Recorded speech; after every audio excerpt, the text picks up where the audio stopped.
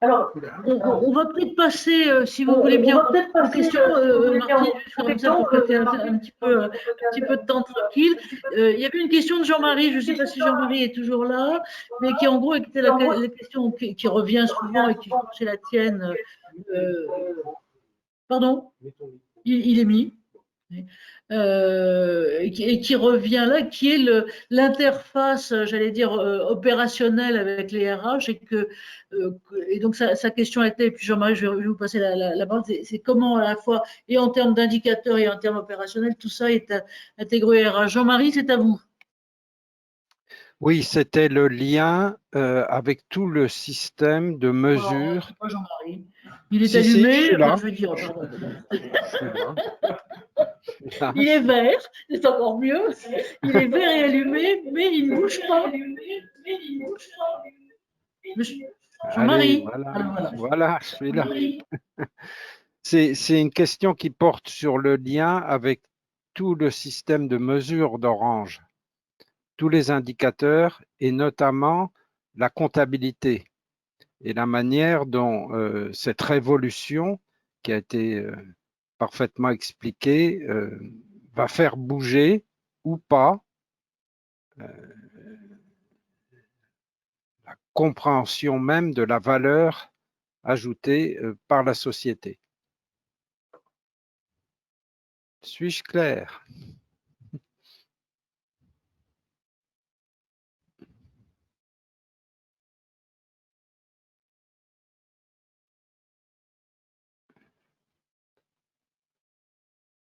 Alors.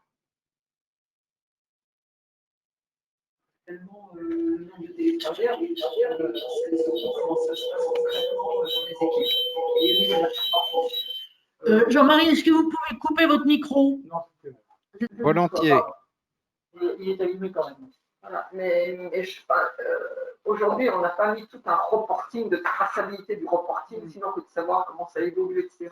Pour moi, le sujet est local. Et je ne veux pas avoir un droit de mon niveau national. Je ne veux pas avoir un regard trop perçant, parce que le sujet de comment ça se passe dans l'organisation plus tard, ce n'est pas mon sujet. Mon sujet, c'est de mettre tous les moyens à disposition pour que ça se passe le mieux. Après, il appartient à chaque manager ou à des directions métiers de réfléchir de l'organisation et de savoir ce qui est compatible ou pas. Est-ce qu'on est en centre d'appel? Est-ce que 3 jours, c'est le bon niveau? Peut-être. Quand on travaille dans la recherche, est-ce qu'on peut faire 3 jours ou pas? Après, tous ces sujets-là doivent être repris par les directions métiers, par les équipes, pour réfléchir. Non pas le télétravail, c'est l'organe du travail. Si je peux me permettre de rebondir sur la question de Jean-Marie, je crois que c'était un peu justement la question, c'est-à-dire qu'en dehors de ton propre point de vue ou de ce que toi tu globalement utilises, c'est peut-être qu'une perception, mais quelle perception tu as de la façon dont si d'autres directions soit fonctionnelles ou opérationnelles ont intégré, parce qu'on sent bien que c'est une révolution de fond, pas vraiment de fond, les questions posées Michel, comment est-ce que ça intègre, comment ça percole? Mais bon, ça c'est du feeling. Je pense qu'il y a, comme partout dans toutes les entreprises, il y a sans doute deux tendances. Ceux qui voudraient siffler la fin de la récré, je le résume un peu comme ça, et on revient comme avant, c'est quand même confortable. Et puis il y a ceux qui l'ont vécu, qui sont totalement convaincus, parce que ça génère plein de bénéfices, de l'engagement, etc., et qui ont basculé dans le monde de demain en essayant de gérer ce distanciel et ce présentiel, sachant que, je peux rappeler, on est Orange. Notre ADN, c'est quand même aussi de vendre des solutions de nouvelles vies, et que pour moi, il est important que nous-mêmes, on soit ambassadeurs de ce qu'on vend. Et ça, je mets de côté. Mais voilà, on n'est pas EDF, on est Orange. On accompagne le client. Mais néanmoins, je pense qu'il y a cette réalité et on peut avoir un frottement. Et c'est pour ça que j'attends de ma tour du haut. Je regarde un peu comment ça va se mettre en œuvre. Je pense qu'il y a deux mouvements. Il y a ceux qui voudraient peut-être revenir comme avant, le présentiel, le contrôle, parce que c'est aussi ça existe dans l'organisation. Et puis ceux qui ont passé le cap, même dans les primo-accédants, je pense que dans les primo-accédants, que ce soit des managers ou des salariés, il y en a qui ont découvert le télétravail et qui se sont dit finalement c'est pas mal. Mais maintenant, comment statistiquement, comment tout ça, ça va se mettre en place concrètement? C'est pour ça là, on est en phase d'observation. On met ce qu'il faut à disposition pour que le local, les directions métiers réfléchissent, parce que c'est clair, à Orange France, par exemple, ils ont sans doute effectivement cette question d'une généralisation qui forcément les impacte beaucoup plus que quand on est OBS ou TGI, où on a déjà beaucoup de cadres sup qui sont eux déjà dans cette modalité d'organisation statistiquement de manière beaucoup plus forte qu'un périmètre Orange France. Voilà. Ou effectivement, quand on est vendeur entreprise et qu'on est essentiel chez le client, est-ce que c'est compatible avec le télétravail? Donc, pour moi, c'est vraiment métier par métier en local où il faut trouver le bon équilibre. C'est une question d'équilibre et de partage et d'échange. La confiance, c'est voilà. Parce que on peut imaginer comme ça, il y a des indices qui sont plus des indices que des indicateurs, mais du genre, par exemple, aux organisations syndicales, de mettre des ordres du jour. Enfin, on voit bien si les sujets, et ça sera alors, c'est pas forcément à toi, mais ça peut être aussi intéressant que les étudiants ou les autres suivent dans les boîtes la montée, parce que c'est un début de mouvement encore. Toi, ça fait 10 ans, alors, pas forcément à toi, mais ça peut être aussi intéressant que les étudiants, les autres suivent dans les boîtes la montée de son. C'est un début de mouvement encore. Et je pense que là, on va progressivement verser, quand on va sortir du Covid, ou même en situation de Covid, ceux qui ont pris goût, ils vont basculer progressivement dans le régulier. Donc on va sans doute dans les semaines à venir voir comment effectivement notre double système bascule. Est-ce que j'offre pour l'occasionnel, est-ce que j'offre pour le régulier, ou est-ce que je reste de manière transitoire uniquement en télétravail? Aujourd'hui, on nous a donné les tendances par l'étude, on sait. Maintenant, ce qui est important, c'est qu'on puisse l'accompagner managérialement avec une organisation. Parce que l'organisation, c'est clair. Un manager qui n'a jamais eu d'équipe en télétravail et qui va se retrouver avec 70% de télétravailleurs, même si on sort d'une période de Covid, ça mérite quand même réflexion et accompagnement. Moi j'ai de la chance, je suis à côté de vous. Tu vois, vous m'avez parlé depuis tout à l'heure d'une communication qui s'appelle les incollables. Oui, donc.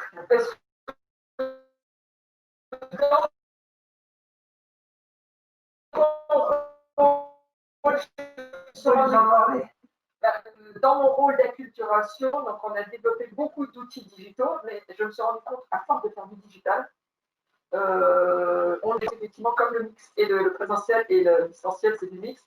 Il y a 2 ans, je me suis rendu compte que les gens ne connaissaient pas notre accord, même les RH parfois, les salariés, donc j'ai énormément. Et donc là aussi, une fois de plus, on a essayé de transformer notre accord en 50 fiches ludiques par thématique pour qu'on puisse, au sein d'une équipe, échanger. Tiens, j'ai une question, pour être sûr qu'on comprenne déjà, parce que j'ai plein de demandes, je voudrais un fauteuil, tu peux le commander, c'est marqué dans l'accord, sauf qu'on ne dit pas les accords. On peut prendre une au hasard, comme ça, tu vois. Au hasard. Alors, mode opératoire. Quel est le délai de validation d'une demande déposée dans un doute? Qu'est-ce que ça veut dire? C'est le formulaire, voilà. C'est le manager, quand le salarié dépose, il a un délai d'1 mois pour valider. D'accord. Donc, voilà. Sinon, voilà. Merci de donner votre expérience parce que Orange nous apparaît comme très avancé dans cette démarche de développement. Maintenant, très avancé, mais on peut avoir aussi plus avancé que ça encore. Est-ce que les compagnies concurrentes ou des compagnies étrangères qui sont forcément en partie sur le même chemin sont plus avancées, moins avancées? Vous servez des exemples de revoir. Qu'est-ce qu'on peut dire? Alors, moi, je suis toujours très ouverte parce que j'ai besoin de me renouveler et de savoir ce qui se passe un peu par ailleurs. Donc, en mois de juillet, on a engagé avec notre filiale un bench externe. Donc, on a interrogé une vingtaine d'entreprises pour connaître la pratique du télétravail avant et pendant le Covid. Donc, je dirais globalement, la plupart des grandes entreprises, Renault, EDF, sont dans des formules équivalentes, un peu moins à 3 jours.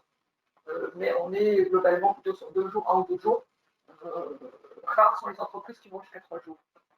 Après, on les a interrogés sur les fameuses mesures financières qui sont des sujets de débat avec les partenaires. Qu'est-ce qu'il faut payer? Comment? Est-ce qu'il faut des primes? Est-ce qu'il faut des indemnités? Quel est le montant? Sachant qu'effectivement, la loi de modernisation de 2017 dit qu'aujourd'hui, il n'y a plus besoin de prise en charge. Donc voilà, donc il y a beaucoup de débats sur ces sujets, du matériel. Donc globalement, Orange est plutôt en avance de phase, autant sur son accord qui est très complet de faire du télétravail à domicile. Sur site Orange, on a développé le télétravail frontalier. Voilà, donc on a vraiment des dispositifs très larges. Mais néanmoins, effectivement, on constate qu'il y a des postures d'entreprise. On a cité PSA, qui va plus loin, dans les 4 jours. Après, il fait effectivement, comme ça, on regarde de la motivation. Pourquoi? Il y a des entreprises comme Facebook qui, pour un critère d'attractivité, Ils sont positionnés un peu partout dans le monde. Ils ont besoin d'embaucher de manière rapide. Donc, finalement, la localisation géographique a peu de sens. Donc, il y a des entreprises qui rentrent dans le télétravail à vie, qui rentrent dans les 4 jours, mais néanmoins, dans l'audit, dans le bench qu'on a eu, il y a très peu d'entreprises qui veulent faire ce que j'appelle du full remote, ou qui dépassent les 3 jours. On n'est pas prêt en France de développer le télétravail, qui n'est pas aussi pratique que ça, sinon que dans des grandes entreprises, on est d'accord. Donc il y a déjà en France un véritable enjeu de mettre en place le télétravail au-delà du Covid, et pas de dire on siffle à la fin de la retraite. Donc voilà, donc, mais même nous, la question se pose à terme, effectivement, est-ce que le distanciel va devenir la mode et va prendre le pas sur le présentiel? Est-ce qu'on va au-delà des 4 jours? Pour des mondes comme Providence, où l'activité c'est plutôt de travailler à l'international que plutôt avec les équipes en France. Voilà, tout ça, ce sont des sujets sur lesquels on va réfléchir. On va voir comment notre modèle de télétravail se défend avec les nouvelles demandes. Est-ce qu'il y a besoin d'ouvrir aussi, par exemple, au format? Aujourd'hui, on a dit qu'on ne dérogeait pas aux 2 jours, mais on a aussi une stratégie Engage 2025. On s'est engagé à réduire l'émission carbone. On a aussi tous les déplacements de gens qui habitent en région, qui font des allers-retours sur Paris en télétravail. Est-ce qu'on ouvre des formules au mois, à l'année? On peut mentionner, il y a des entreprises, je crois, la Maïf et les entreprises d'assurance qui vont un peu au-delà et qui font des forfaits annuels. Vous avez un nombre de jours dans l'année de télétravail. Là, pour l'instant, on n'a pas ouvert à ça, parce que je pense que pour l'instant, il faut vraiment avoir une très bonne maturité de réflexion sur l'organisation du travail avant de lâcher trop vite. Mais pourquoi pas, je ne sais pas. Voilà, donc voilà un peu les différentes tendances. Mais je dirais que sur les tendances, il faut déjà sécuriser le fait qu'on ait une forte maturité et qu'on puisse accompagner les équipes pour que ça se passe bien. Parce que je connais aussi des entreprises comme IBM. Il y a 2 ans, ils ont totalement fait marche arrière. Alors qu'ils avaient une pratique depuis 20 ans de télétravail. On parle de Yahoo. Donc aussi, il faut aussi se poser la question, on sait qu'on a besoin de présentiel, on a besoin dans les méthodes agiles de se voir, pour la créativité, etc. Donc voilà, donc il faut trouver un équilibre. Le télétravail, ce n'est pas le seul mode de travail. Il y a les méthodes agiles, il y a les modes projet. Comment vous télétravaillez en mode projet à distance? Alors on peut avoir une réponse par les outils. Mais voilà, donc on a besoin de comprendre où sont les limites de notre culture française. On n'est pas américain, on n'est pas du Nord, on est des franchouillards, on aime se rencontrer, on aime déjeuner ensemble. Voilà, donc il faut une bonne combinaison de tout ça. Mais peut-être que je reviendrai dans un an et je viendrai vous dire un peu comment les choses se défendent. Pour l'instant, on s'est ouvert. Peut-être une très pragmatique. Ah bah oui. Mais est-ce que la direction accepte ça, la direction générale du groupe, ou est-ce qu'elle voudrait fixer des objectifs? Là, en fait, j'ai bien compris que vous semez, puis vous voyez comment ça pousse, en gros. Et puis vous aidez à ici et là, etc. Mais ça vient du bas. Du bas, l'accord est haut. L'accord est haut. L'accord est haut. Ce que je mets en place, il y a la mise en œuvre. Il y a effectivement une mise en lien, ça me paraît essentiel que je pourrais travailler toute seule chez moi en haut. Et aujourd'hui, effectivement, les chiffres de télétravail, tout ça est partagé avec notre nouveau DRH. Un nouveau DRH depuis le 1er septembre, est partagé par le commerce. Donc aujourd'hui, il y a un vrai sujet qui a été ouvert au niveau monde sur la réflexion sur l'organisation du travail. Mais ils ne disent pas, tiens, pour, je sais pas, je dis n'importe quoi, les accords de Paris veulent qu'il faut que pour réduire le FSC, etc., le côté mobilité du personnel, etc. Et on déduit qu'il faut arriver à 80% de télétravail en 2020, en 2025. Juste pour interrompre là-dessus, deux choses. Vous tous, si vous pouvez poser les questions et on verra si on arrive à les prendre verbalement, parce que sur une question de son, donc les mettre dans le chat, c'est très bien. Et puis juste pour mettre un peu de citronnelle dans de l'huile, c'est que je pense que c'est ce qu'exprimait Dominique, c'est aussi ce que fut dans une des entreprises où il y a pris un ancien patron de l'Europe, qui avait choisi, qui à l'époque a interpellé beaucoup de monde quand il a transporté physiquement son siège en Chine. Ben voilà, j'ai 6500 personnes, mais je n'aurai que 3200 chaises. Je n'aurai que 3200 chaises.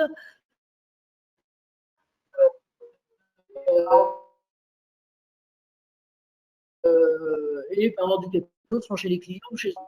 Donc voilà, je pense que c'est aussi des positions telles. On a besoin d'une production on a besoin d'une dimension mais ça passe aussi. C'est là que vous avez dit, ça rend aussi un accent de la connaissance plus forte, la mobilité, de mobilité, et ça ne compte pas uniquement le télétravail, un élément de contribution, mais ça reste la question de la mobilité des déplacements professionnels.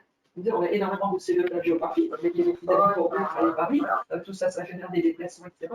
Donc, il y a vraiment des affaires. On ça, également de développer dans le territoire, mieux ce que ça nous a en termes de mobilité, de démobilité, et ça ne concerne pas même sur le télétravail, qui peut être un élément encore plus long.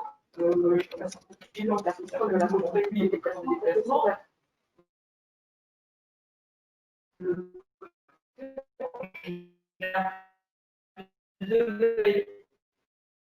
Ça peut je suis très, très attention sur l'équilibre, enfin personne mais néanmoins, J'ai de répéter, mais c'est l'idée que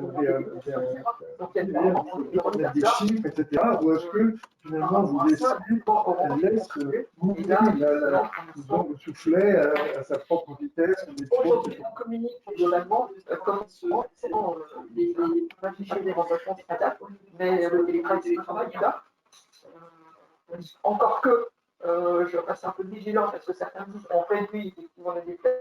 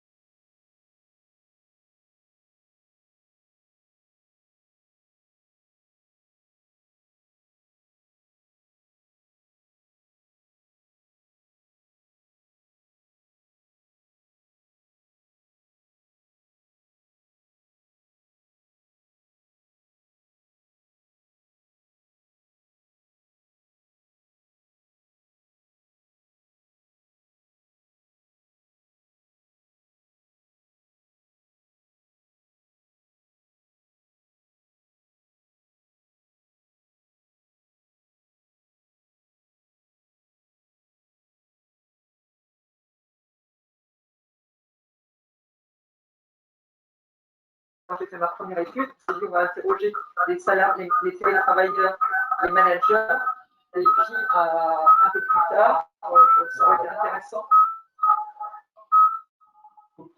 Mais si vous voulez, ça aurait été intéressant d'interroger les non-télétravailleurs. Aujourd'hui, je n'ai pas d'éléments de réponse à vous donner sur le sujet.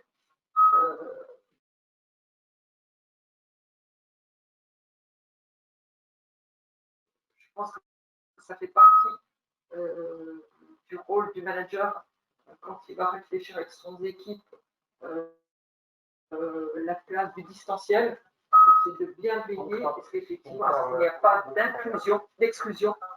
Pour moi, le sujet, effectivement, je suis télétravailleur ou pas, je travaille en mode agile ou pas, c'est des modalités pour tous. Il ne faut pas que ça s'impose aux salariés.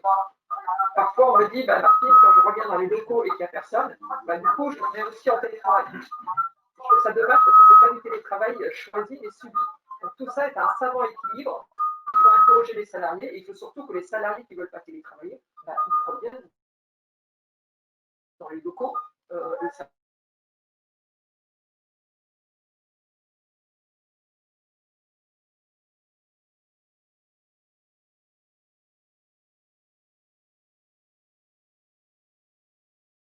Ça ne me pose absolument pas de soucis.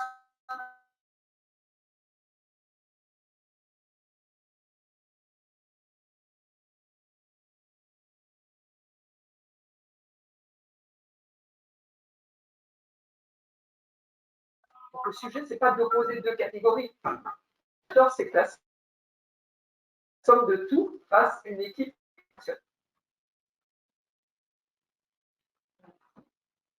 Alors, je regarde d'autres questions. On n'arrive pas sur le chat. La même question que si au niveau des. Je ne parle pas de ce que toi tu fais, et finalement d'équiper quasiment les demandeurs de ça. Est-ce que tu réfléchis, parce que c'est un peu de mal faire bouger dans les politiques, y compris sur ce qui est notre question à nous et qui est les questions santé, qualité de vie au travail. Qu'est-ce que ça fait bouger au-delà des interrogations? Si je reprends déjà par la formation, donc aujourd'hui, moi je suis très en relation avec la patronne d'Orange Campus, qui est effectivement notre structure de formation des salariés. On a mis énormément de formations à disposition avant et on a fait énormément de webinaires, d'actions pendant la phase Covid, de partage, des belles pratiques, de chartes, etc. Donc tout ça, le matériel, on l'a. Néanmoins, là, on s'est dit effectivement, comme je vous l'ai dit, il y a une efficacité des formations qui n'est pas à la hauteur de ce qui est attendu. Donc, il va falloir qu'on se mette autour de la table, remettre à plat et de voir effectivement comment on peut reprendre les choses pour que ça arrive de manière plus facile. Parce qu'il y a sans doute, parce que quand on regarde du haut, on se dit tout existe. Mais quand on se met à la place du bas, d'un salarié, il y a, et pendant la phase Covid, il faut savoir, on a mobilisé la com, les RH, les managers, des sondages. Donc, je pense effectivement peut-être même une saturation.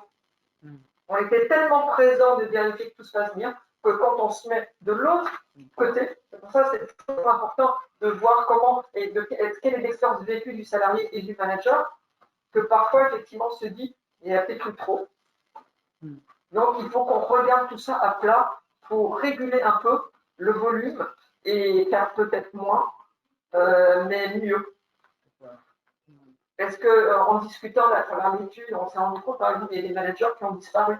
C'est une stratégie quand vous n'êtes pas bien. Vous disparaissez des salariés qui ne répondent plus, parce qu'ils sont mal.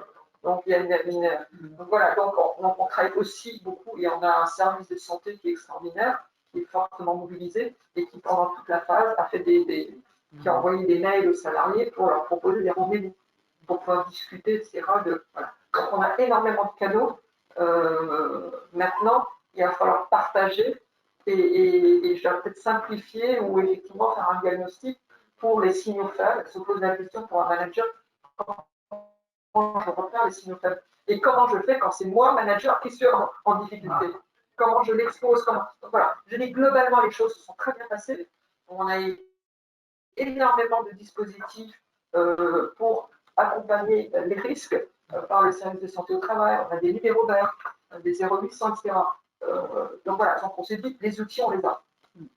Maintenant, je pense qu'il faut une prise de recul et il faut attendre un peu dans le temps.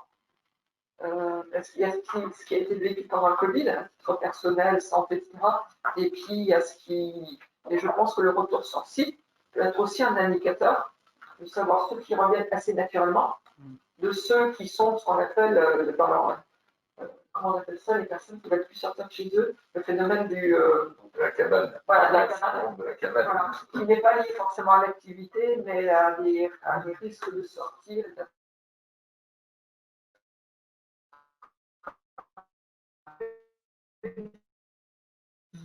voilà. Donc je pense qu'effectivement, il faut qu'il y ait une mise à plat, qu'on prenne du recul et qu'on analyse un peu tout ce que nous avons monté, pour dire que par-ci, par-là, par individu, par profil, etc., on n'a pas, et il suffit d'avoir 5% de signaux faibles. Tous vos sondages Ouais, sont positifs, y compris de la part de clientèle. Parce que moi, je perçois les choses avec un œil de dirigeant en disant, voilà un changement, c'est probablement bon, mais c'est compliqué à piloter parce qu'il faut assurer plus de satisfaction.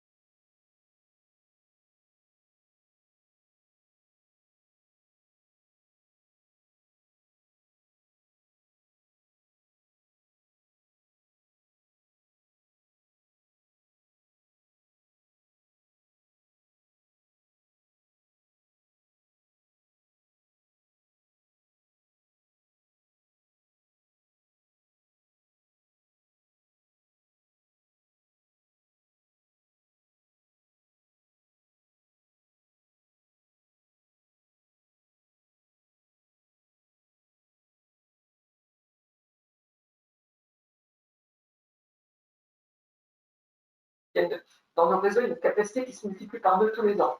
Donc ça, c'est déjà notre trend habituel. Donc je dirais techniquement, on a pu faire face à la demande interne, à la demande externe, et on a répondu présent aussi par nos techniciens quand il a fallu équiper, puisqu'on a continué aussi à équiper en fibre pendant toute cette période. Donc je dirais globalement, après je ne suis pas spécialiste et je ne pourrais pas aller au-delà, on a tenu entre guillemets. Ça ne veut pas dire qu'il n'y a pas eu de rififi à droite à gauche, mais globalement, tous nos clients externes, en interne, on a été présents. Je crois que là, c'est bien important et bien.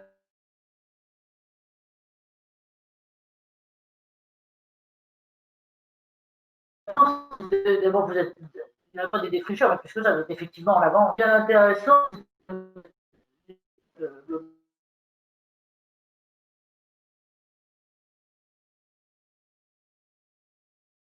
Par rapport à d'autres, effectivement, la techno même que vous mettez en place et que vous prédécesseurs, donc à la rentrée des questions tout à fait, je rencontre maintenant l'utilisation par essence.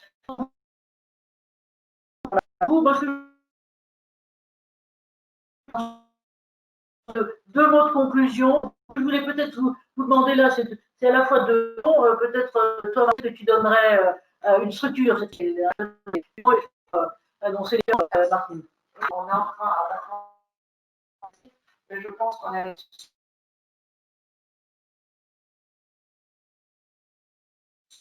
opportunité pour mettre le travail au sein de ça par le côté négatif. Je pense qu'on a une super opportunité sens des réflexions de tout à chacun.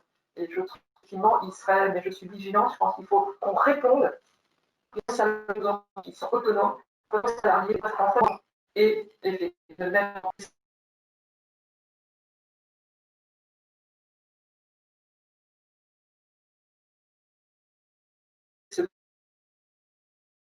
bon, je pense que tout, effectivement, de mettre en récré où effectivement on cette question, c'est toujours par rapport à la fin de la va plus loin et on nous accompagne. Je pense que l'entreprise, elle existe, je pense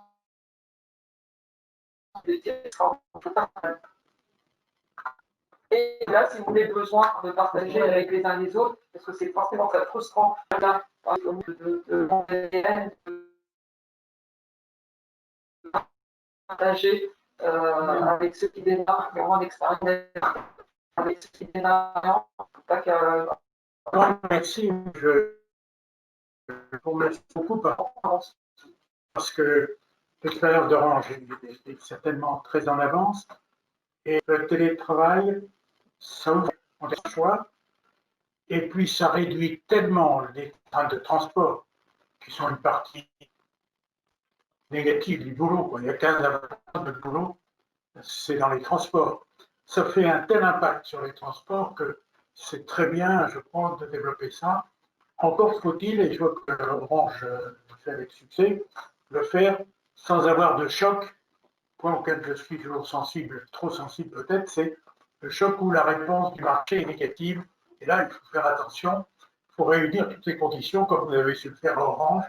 En tout cas, bravo pour cette démarche, parce que je crois qu'effectivement, elle marque bien l'avenir. Et la façon dont vous le traitez, moi, me séduit tout à fait. Oui, un grand bravo. Donc,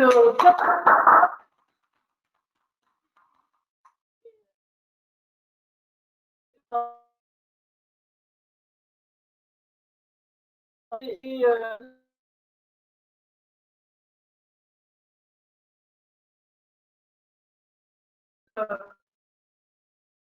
on arrive sur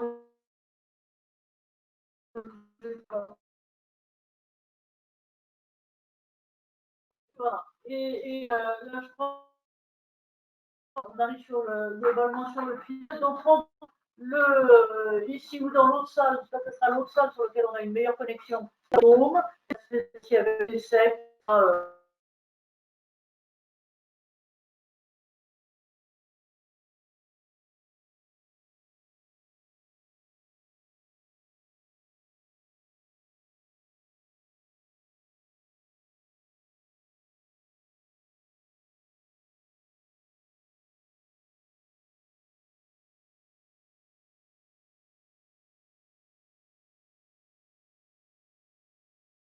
vraiment.